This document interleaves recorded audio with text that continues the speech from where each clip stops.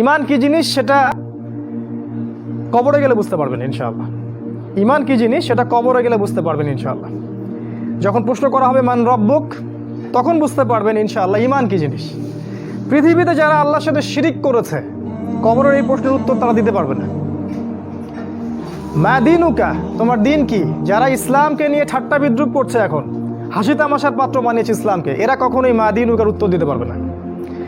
মান নবিয়ুক, তোমাকে যখন জিজ্ঞাসা করা হবে, তখন যারা এই পৃথিবীতে নবীজির সুন্নাহ বা আদর্শ অনুযায়ী চলে নাই, তারা কখনো এই প্রশ্নের উত্তর দিতে পারবে না। তাই ইমান কি জিনিস কবরে গেলে বোঝা যাবে। তাই আমি বলছি যে ইহুদি খ্রিস্টানদের সাথে কিছু মুশরিক আর আমাদের মতো কিছু মুনাফিক, আল্লাহ পাক আমাদেরকে মুনাফিকি থেকে উদ্ধার করুন, আল্লাহুম্মা আমিন, যারা ইসলামের সুবিধাবাদী অংশটুকু নিতে রাজি, যে অংশটুকু তাদের বিপক্ষে যায় সেটা নিতে তারা রাজি নয়। মানে হজ করতে পারি বছর বছর, সুদ ছাড়তে পারি না। কথা বুঝতে পারেন নাই? হজ আমরা ঠিক করতে পারি বছর বছর, আল্লাহ বিরোধী আইন ছাড়তে পারি না, জিনা ছাড়তে পারি না, মদের লাইসেন্স দেওয়া বন্ধ করতে পারি না, এগুলো পারি না। তসবিহ টিপতে পারি ঘরের কোনায় বসে আর মসজিদের কোনায় বসে, এদেরকে বলা হয় পাক্কা মুনাফিক। তো এরা সবাই হচ্ছে দাজ্জালের অনুসারী। এখন তারা চাবে কি? তারা চাবে এই সবচেয়ে বড় যে থ্রেট, যুবকদেরকে আটকে দেয়া। বুঝতে পারছেন কথা? এই যুবকদেরকে আটকানোর জন্য সে এখন কি করবে? সে আপনার সামনে কিছু টোপ দিবে। এখন প্রশ্ন, কি কি টোপ দিয়ে আপনাকে তারা আল্লাহর পথ থেকে সরিয়ে দিবে? কারণ তারা খুব ভালো করে জানে, যদি আপনি ঈমান নিয়ে থাকেন, ইসলাম শক্ত করে পালন করেন এবং আগামী সময়ের জন্য প্রস্তুত হন, তাহলে ওদের জন্য ক্ষতি আছে। এবং সারা দেশ, সারা বিশ্বের যুব সমাজ যদি একত্রিত হয়, ঈমানি চেতনা লালন করে, তাহলে আগামীতেও ওই তারেক বিন জিয়াদের মতো, এই আপনার মোহাম্মদ বিন কাসেমের মতো যুবকরা উঠে আসবে ইনশাআল্লাহ। এবং হাদিসে এটা আসছে যে ইমাম মাহাদির সাথে তারা যুক্ত হবে। এদিক থেকে একটা দল যাবে যারা ইমাম মাহাদির সাথে যুক্ত হবে, এই আফগানিস্তান থেকে, খোরাসান থেকে। আপনি কি জানেন আফগানিস্তান, খোরাসান থেকে যুবকদের একটা কাফেলা যাবে ইমাম মাহাদির সাথে যুক্ত হতে? কখনো চিন্তা করেছেন এটা নিয়ে? চিন্তা করতে পারবেন না এই কারণে যে আপনার সামনে দাজ্জালের অনুসারীরা কিছু টোপ দিয়ে রেখেছে। কি কি? যেমন প্রথম, শর্ট করছি আমি, শেষ করে দিচ্ছি অল্প সময়ে, একটু ধৈর্য ধরে বসুন। প্রথম যে টোপটা আপনাকে দিয়েছে সেটা হচ্ছে আপনার জীবনের যেটা উদ্দেশ্য, সেখান থেকে তারা আপনাকে সরিয়ে দিয়েছে। আল্লাহ পাক আমাদেরকে সৃষ্টি করেছেন কি জন্যে? তার ইবাদত করার জন্য, তাই না? কিন্তু এখনকার যুব সমাজকে জিজ্ঞাসা করেন যে বাবা তোমার জীবনের উদ্দেশ্য কি, আমার মনে হয় 90%ই বলতে পারবে না। আর যারা বলতে পারবে তারা বলবে একটা চাকরি বা একটা ব্যবসা বা একটা সুন্দরী নারী বা একটা গাড়ি বাড়ি, অথবা স্ট্যাটাস প্রতিষ্ঠিত হতে হবে, জীবনে নিজের পায়ে দাঁড়াতে হবে। বোকা মানুষ বোঝে না যে কখনো মানুষ নিজের পায়ে দাঁড়াতে পারে না। মানুষ কখনো নিজের পায়ে দাঁড়াতে পারে না। আল্লাহ পাকের এক হুকুম 1 সেকেন্ডে মানুষের 19-20 হয়ে যাবে, একেবারে শেষ।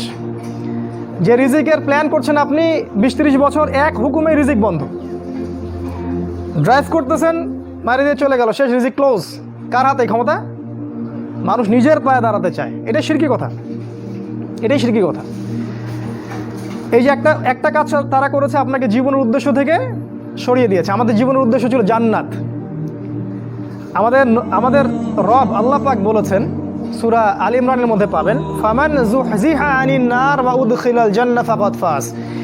যাকে কিয়ামতের দিন জাহান্নাম থেকে বাঁচানো হবে এবং জান্নাতে প্রবেশ করানো হবে, এই ব্যক্তি হচ্ছে সফল, আর কেউ সফল না। সাফল্যের সংজ্ঞা বুঝতে পারলেন? আপনাদেরকে শেখানো হয় জীবনে সফল হতে হবে, বড় হতে হবে। সাফল্যের সংজ্ঞা হচ্ছে এটা, আপনাকে পুল সিরাত পার হতে হবে, এটাই সাফল্যের সংজ্ঞা। কখনো প্রস্তুতি গ্রহণ করেছেন এটার জন্যে? আপনাকে তারা জীবনের উদ্দেশ্য থেকে সরিয়ে দিয়েছে। 2 নাম্বার কি করেছে? তারা আপনাকে দুনিয়ার মোহ দিয়ে গ্রাস করেছে। দুনিয়ার যে চাহিদাগুলো আছে এগুলো দিয়ে আপনাকে ঘিরে ফেলেছে। এর বাইরে চিন্তা করার ক্ষমতাটা আপনার নষ্ট হয়ে গেছে। চিন্তা করে দেখবেন ঠান্ডা মাথায়, আমার কথাগুলো রাত্রে চিন্তা করবেন ঠান্ডা মাথায়। জীবনের উদ্দেশ্য থেকে সরিয়ে দিয়েছে, ওই জান্নাতের পথ থেকে সরিয়ে দিয়েছে। এবং দুনিয়ার যে মোহ, এই যে খাওয়া পড়া ভোগ বিলাস, এটাতে ব্যস্ত রেখেছে আপনাকে। 2 নাম্বার। 3 নাম্বার কি করেছে? আপনাকে এমন একটা সিস্টেমে পড়াশোনা করিয়েছে 20 বছর, সেকুলার এডুকেশন সিস্টেমে, যে আপনি 20 বছরে 20টা সূরাও শিখতে পারেননি, 20 বছরে 20টা হাদিসও শিখতে পারেননি। আমি যদি ভুল হয়ে আমাকে কারেক্ট করে দিবেন। 20 বছরে 20টা সূরা মুখস্থ করেছেন? কথা বলেন, ভয় পাচ্ছেন? 20 বছরে 20টা সূরা কি মুখস্থ করেছেন কখনো? 20টা হাদিস বলতে পারবেন? 20 জন সাহাবীর নাম বলতে পারবেন? নবীজির 11 জন স্ত্রীর নাম বলতে পারবেন? নবী সাল্লাল্লাহু আলাইহি ওয়াসাল্লামের জীবনী গ্রন্থ 2টার নাম বলতে পারবেন? কি করলেন সারা 20 বছর ধরে পড়াশোনা করে? কি পড়লেন সারা 20 বছর ধরে?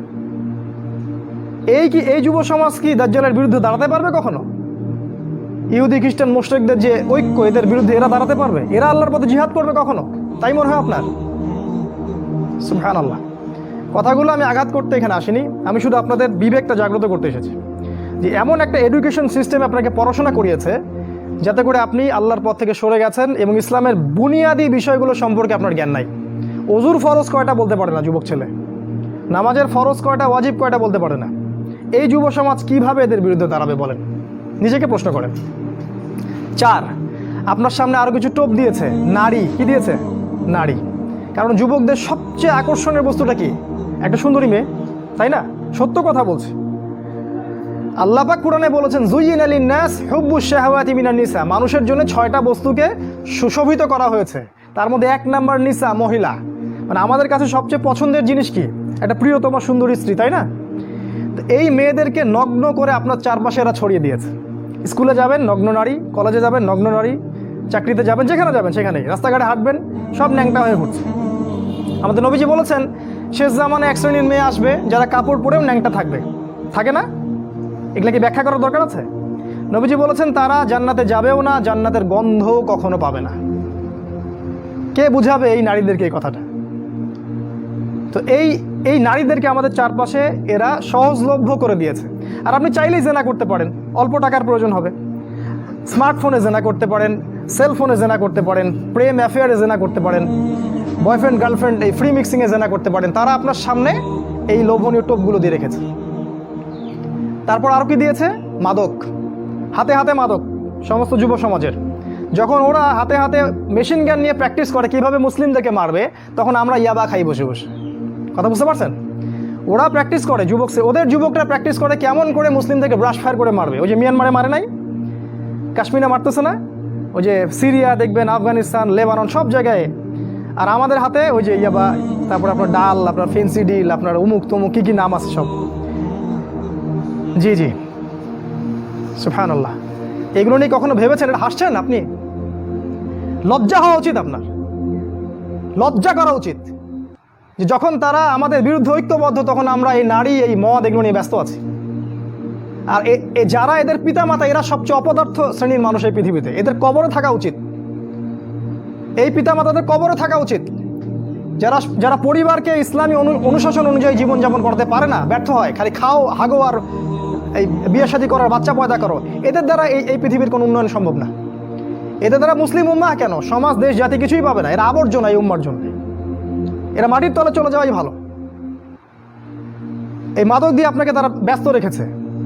আরও আপনাকে ব্যস্ত রেখেছে এরা মিডিয়া দিয়ে। সারাদিন দেখবেন চোখের সামনে নাচ গান, টিভি সিরিয়াল চলছে।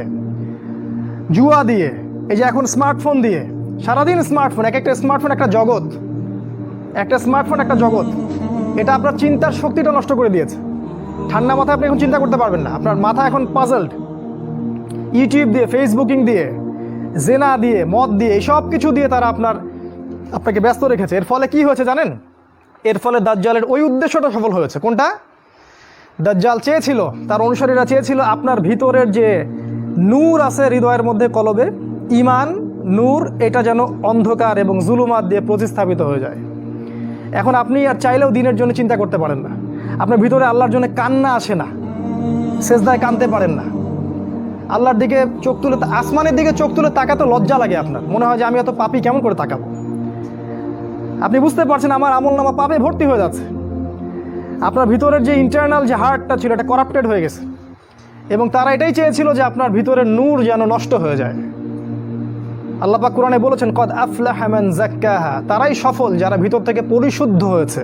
ওয়া কদ খাবা মান দাসাহা, সে ব্যক্তি ধ্বংস হয়ে গেছে যার অন্তরটা ধ্বংস হয়ে গেছে। আর এই প্রতিটা বিষয় দিয়ে তারা আপনার রূহটাকে নষ্ট করে দিয়েছে। দাজ্জালের অনুসারীরা আপনার রূহটাকে, আত্মাটাকে নষ্ট করে দিয়েছে। খেয়াল করে দেখবেন আপনার চোখ দিয়ে পানি আসে না। একটা অন্যায় পাশে দেখলে আপনার গায়ের রক্ত গরম হয়ে যায় না। উম্মার মানুষদেরকে যখন অন্যায়ভাবে হত্যা করা হচ্ছে, আপনার ভিতরে কোনো ফিলিংস জাগে না। আপনি খেয়াল করে দেখবেন যে আপনি ঘন্টার পর ঘন্টা পর্নোগ্রাফি দেখছেন, জিনা দেখছেন, 3x দেখছেন, কিন্তু আপনার ভিতরে কোনো ফিলিংস কাজ করে না, মানে কোনো অনুশোচনা কাজ করে না। কারণ আপনার ভিতরটা নষ্ট করে দিয়েছে তারা। আল্লাহ রসুল বলেছেন যখন মানুষ একটা পাপ করে, কলবে একটা দাগ পড়ে, আরেকটা পাপ করে আরেকটা দাগ পড়ে, আরেকটা পাপ করে আরেকটা দাগ পড়ে। যদি তওবা করে দাগ উঠে যায়, তওবা না করলে দাগ পড়তেই থাকে, এক পর্যায়ে এই কলবটা দুর্গন্ধযুক্ত কলব হয়ে যায়। এত দুর্গন্ধ বের হয় কলব দিয়ে, যদি মানুষ জানতো তাহলে মানুষ থাকতে পারতো না পৃথিবীতে। এই জন্যই এই রকম শ্রেণীর মানুষের যখন মৃত্যু হয় তখন ওই মালাকুল মউত এবং এই যে মৃত্যুর ফেরেশতারা তারা দুর্গন্ধে আত্মাটাকে বের করে নিয়ে আসেন, টেনে হিজড়ে ছ্যাঁচড়ায় বের করে নিয়ে আসেন। এই পাপী মানুষরা মারা যাওয়ার সময় এই ঘটনাটা ঘটে। এইভাবে তারা আপনাকে ব্যস্ত রেখেছে। এখন কি হবে? এখন আগামী দিনগুলোতে কি এরা উম্মার নেতৃত্ব দিতে পারবে? এর মধ্যে কারা পারবে? উত্তর, এর মধ্যে সবাই পারবে না। উত্তর এক কথায় শেষ, সবাই পারবে না। কারা পারবে?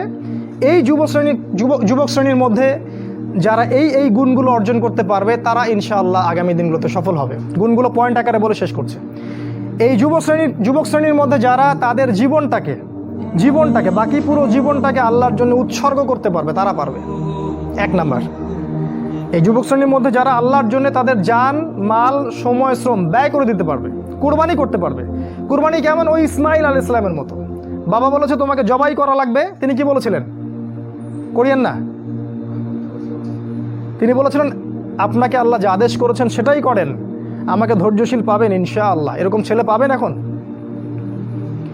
তো এরকম নিজের জান, মাল, সময়, শ্রমকে আল্লাহর পথে উৎসর্গ করে দেওয়ার মানসিকতা আগে তৈরি করতে হবে। এটা এক নাম্বার। দুই নাম্বার, জ্ঞান অর্জন করতে হবে।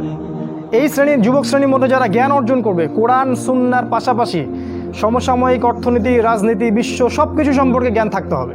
তারপরে আপনি আল্লাহর পথে কিছু করতে পারবেন, তার আগে নয়। আপনি সিলেক্ট করবেন যে আপনি এই উম্মার আবর্জনা হতে চান না উম্মার মুজাহিদ হতে চান, এটা আপনি সিলেক্ট করবেন। আপনি কি চান যে আপনার জীবনটার বিনিময়ে আল্লাহ আপনাকে অনন্তকালের জান্নাত দান করুক, অথবা আপনার এই কাজগুলোতে কেউ বাধা দিবে না, এই পাপ কাজে কেউ বাধা দিবে না, শেষমেশ আপনি জাহান্নামে চলে যাবেন? আপনি কি এটা চান? আমরা কি এটা চাই? তো ইলম অর্জন করতে হবে। ইলম ছাড়া আপনি কাজ করতে আগাতে পারবেন না। তিন নাম্বার, এলেম অনুযায়ী আমল করতে হবে।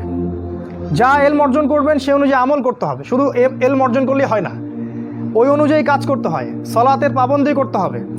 সলাতের অবস্থা দেখে যা মনে হলো যে এই এলাকার যুবকরা মসজিদে কতজন আসে আল্লাহ ভালো জানে। ফজরের নামাজে যারা আসে তারাই প্রকৃত মুসল্লি। 5 ওয়াক্ত সলাত জামাতের সাথে আদায় করতে হবে।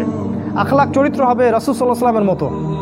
সাহসী, ভীরুতা, কাপুরুষতা যেন আপনাদেরকে পেয়ে না বসে।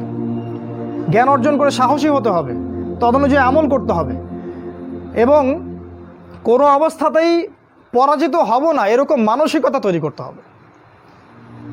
শয়তান হোক আর ইবলিস হোক আর এই দাজ্জাল হোক আর অনুসারী হোক, কেউই আমাকে ঠেকাতে পারবে না এরকম মানসিকতা তৈরি করতে হবে। তারপরে ইনশাল্লাহ আপনি কিছু করতে পারবেন।